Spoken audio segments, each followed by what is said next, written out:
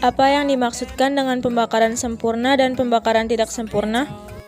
Pembakaran sempurna adalah pembakaran yang menghasilkan reaksi karbon dioksida dan air. Sedangkan pembakaran yang tidak sempurna adalah pembakaran yang menghasilkan gas buangan seperti karbon monoksida, karbon dioksida, air, dan partikulat karbon. Apa saja sumber-sumber bahan pencemar? Sumber-sumber bahan pencemar terbagi atas 3 jenis, yaitu pembakaran tidak sempurna, pengotor dalam bahan bakar, dan bahan aditif dalam bahan bakar. Contoh dari pembakaran tidak sempurna adalah pembakaran dalam mesin.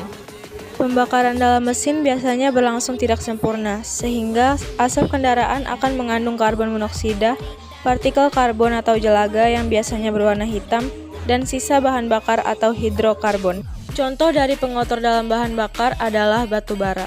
Batu bara biasanya mengandung sedikit belerang. Pembakaran belerang akan menghasilkan oksida belerang, SO2 atau SO3 penyebab hujan asam. Contoh dari bahan aditif dalam bahan bakar adalah zat aditif pada bensin.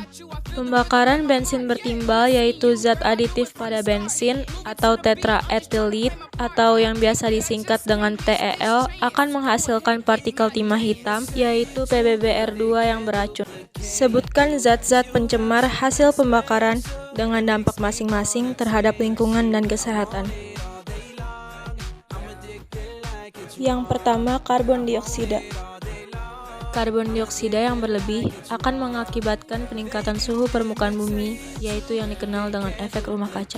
Peningkatan suhu karena meningkatnya kadar-kadar gas rumah kaca di udara disebut pemanasan global. Pemanasan global dapat mempengaruhi iklim, mencairkan es di kutub, dan berbagai akibat lainnya. Yang kedua adalah karbon monoksida. Gas ini tidak berwarna dan berbau, bersifat racun, dan dapat menimbulkan rasa sakit pada mata, saluran pernapasan, dan paru-paru. Bila masuk dalam darah melalui pernapasan, karbon monoksida bereaksi dengan hemoglobin dalam darah dan membentuk karboksi hemoglobin.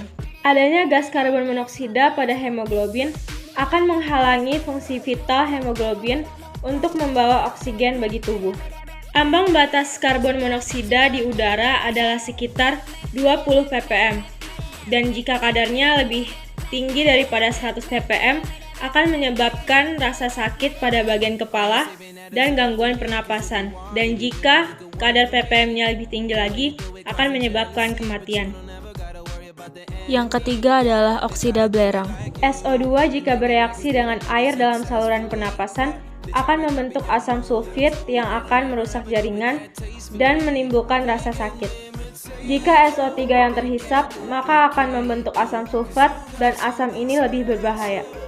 Oksida belerang dapat larut dalam air hujan dan membentuk hujan asam. Yang keempat adalah oksida nitrogen. Campuran NO dan NO2 sebagai pencemar udara biasa ditandai dengan lambang NOx. Ambang batas NOx di udara adalah 0,05 ppm. NOx tidak beracun secara langsung pada manusia, tetapi NOx bereaksi pada bahan-bahan pencemar lain dan menimbulkan fenomena asbut atau asap kabut atau smog. Asbut dapat menyebabkan berkurangnya daya pandang, iritasi pada mata dan saluran pernapasan, membuat tanaman menjadi layu, dan kurangnya kualitas materi.